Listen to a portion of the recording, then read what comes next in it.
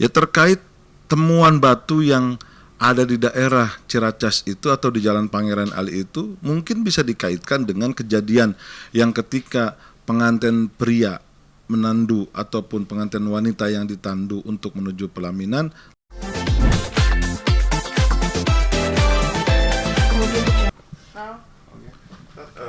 Ada kisah mitos ya, ini di masyarakat khususnya di daerah Ciracas, Jakarta Timur. Ini ada Jalan Pangeran Ali. Ternyata namanya itu ada ceritanya itu. Kenapa namanya pengantin Ali? Ternyata itu ada jembatan, tapi ini jembatan di Jalan Pengantin Ali ini sendiri. Ini mitosnya masyarakat, jangan sampai ada pasangan yang mau menikah itu ngelewatin situ. Kalau ngelewatin situ bakal kena musibahnya kayak gagal nikah gitu kan. Selain itu juga ada batu besar di samping sungai itu tuh di dalam musola kan. Itu tuh jelmaan dari pengantin Ali ini kan. Bicara mitos-mitos kayak gitu, yang pertama sendiri kan mitos tentang gagal nikah kayak gitu tuh gimana sih dalam ajaran Islam kayak gitu? Ya, pertama yang harus kita ketahui bahwa mitos itu adalah sebuah kejadian yang bisa dipercayai atau tidak dipercayai. Beda dengan sejarah. Kalau sejarah itu adalah bukti otentik dengan keterangan, dengan kenyataan dari barang-barang bukti yang sudah dikaitkan dengan sejarah itu dan itu sudah terjadi. Tapi kalau mitos, ada kalanya memang bisa terjadi, ada kalanya tidak. Tinggal bagaimana pemahaman kita untuk memahami mitos ini bisa berjalan dengan baik atau tidak. Kalau kita imannya kuat, menganggap apa yang terjadi dalam mitos, musibah apapun di dalam mitos, kejadian horor apapun dalam mitos, tetap iman kita tidak akan goyah. Sebab pada dasarnya ma asaba min musibatin faminallah. Tidak ada satupun musibah yang datang kecuali dari Allah. Ma asaba min musibatin illa biiznillah. Tidak ada sesuatu dari musibah yang datang kepada manusia kecuali dengan izin Allah Subhanahu wa taala.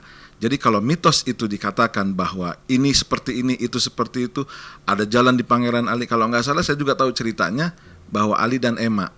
Nah, itu kalau kita anggap benar, ya maka bisa terjadi kebenaran itu.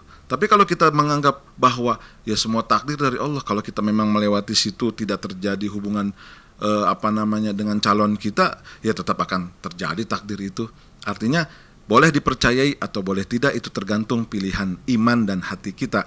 Tapi pada dasarnya lebih baik kita pasrahkan semua kepada Allah. Kalau memang kita takut, ya kita hindari. Tapi kalau kita memang berani dan meyakini tidak akan terjadi apa-apa, kalau kita melewati jalan itu, melewati mitos itu, ya bismillah, tawakaltu ala Allah. Tawakal aja sama Allah Subhanahu wa taala. Oke, tadi yang kedua ini sendiri dipercaya ini ada yang tentang batu kali ini yang dipercaya masyarakat itu tuh lokasinya di dalam musola kan. Dan masyarakat percaya bahwasanya ini batu kali jelmaan dari pengantin Ali dan Ibu Emah, ini calon istrinya.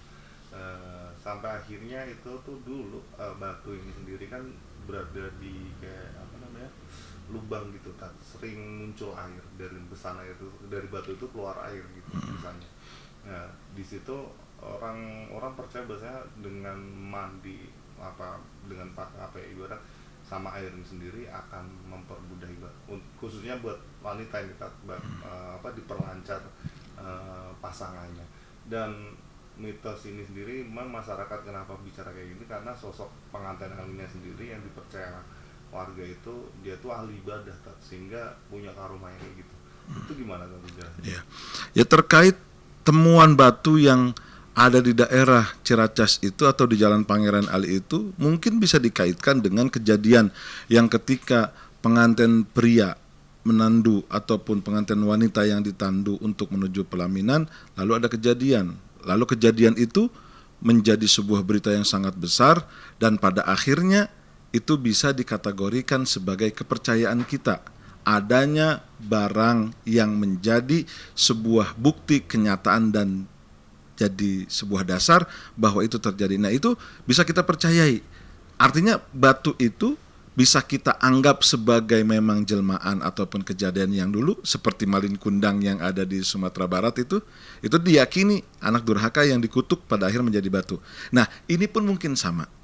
Ada batu yang menyerupai manusia atau menyerupai sosok dari dua pengantin yang dulu hilang, lalu di tengah-tengahnya itu ada air. Dan kalau kita ingin mempercayai, silahkan. Kita bisa percaya kepada sosok itu adalah jelmaan, yang tidak boleh itu adalah disembah. Kalau ini memang sosok dari pengantin yang hilang, silahkan dipercayai itu menjadi sebuah bukti bahwa pernah ada kejadian antara pengantin Ali dan Emma. Tapi kalau kita nggak mau percaya, ya sudah, itu bukan siapa-siapa, enggak masalah juga. Tidak perlu juga kita meyakini hati kita bahwa itu ya memang harus dipercaya. Kalau kita nggak percaya, silahkan nggak percaya. Nah, lalu bagaimana dengan air yang keluar dan bersumber dari batu yang itu?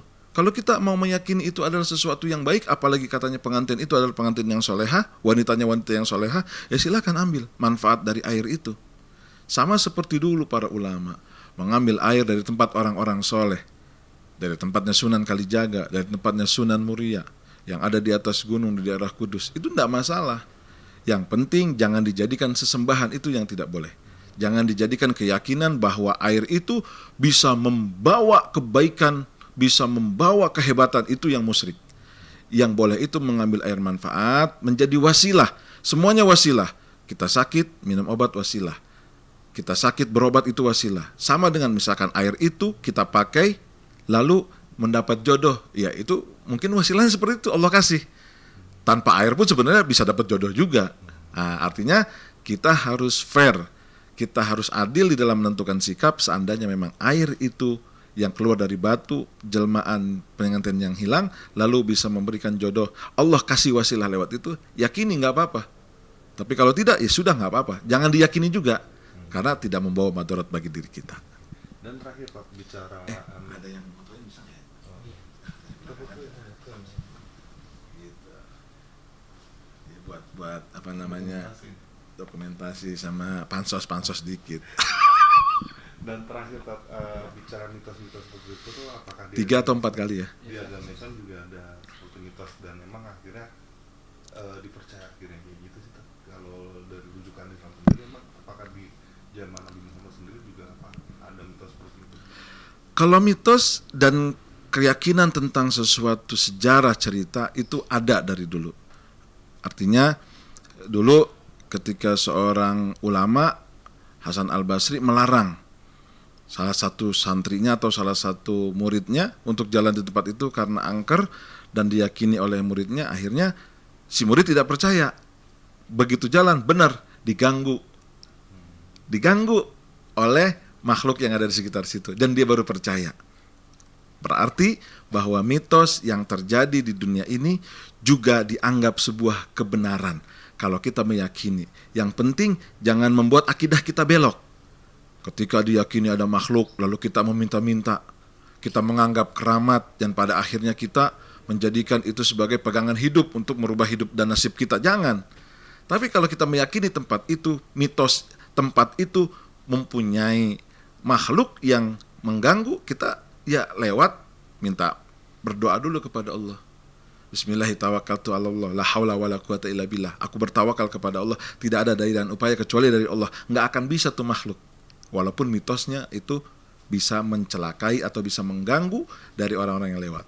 Maka mitos itu bisa dipercaya, boleh dipercaya, juga boleh tidak. Tidak ada paksaan. Sebab apa? Ketika ada mitos yang sudah diceritakan orang-orang dulu, mereka mengalami, mereka mengetahui, mereka memahami, kita pun bisa boleh percaya dan boleh tidak. Yang penting jangan menjadi sebuah perdebatan yang pada akhirnya akan membuat keributan.